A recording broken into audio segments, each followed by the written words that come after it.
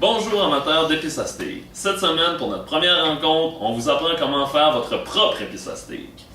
Pour commencer, voici les ingrédients. Du poivre noir en grains ou concassé, de la poudre de chili, des graines de moutarde, de l'oignon émincé déshydraté, du piment rouge broyé et de l'ail déshydraté en poudre. Donc, tout ce qu'il faut faire, c'est prendre un mortier, puis ensuite mélanger les ingrédients. Pour les quantités, vous y allez selon votre goût. Évidemment, il y a quelques petits trucs de base à respecter. Par exemple, du piment broyé, on n'en met pas beaucoup parce que c'est très fort. Le poivre aussi, il faut s'assurer, lorsqu'on va moudre le tout, de bien le concasser pour pas qu'il reste de gros morceaux parce que le poivre c'est très fort, comme vous le savez, évidemment. Donc, on mélange tous nos ingrédients ensemble.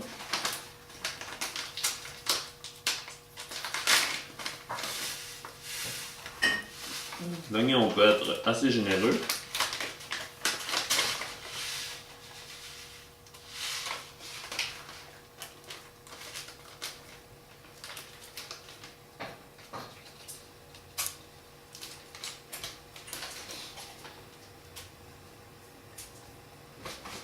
Voilà, un coup que nos ingrédients sont bien mélangés, on les moud.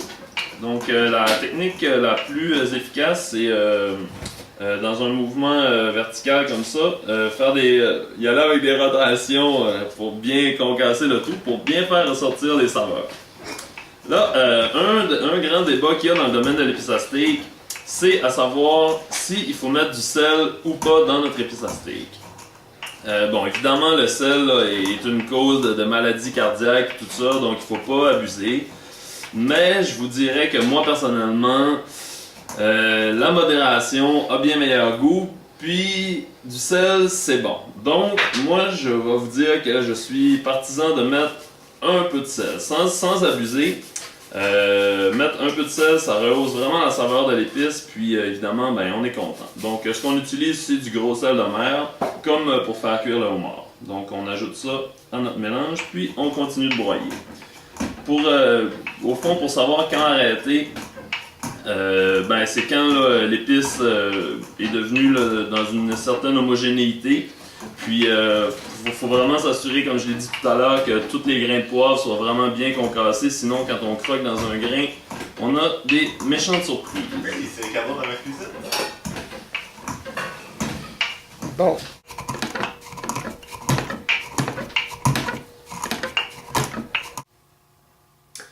Bon, ben maintenant qu'on a bien moulu nos épices, voyons le résultat final.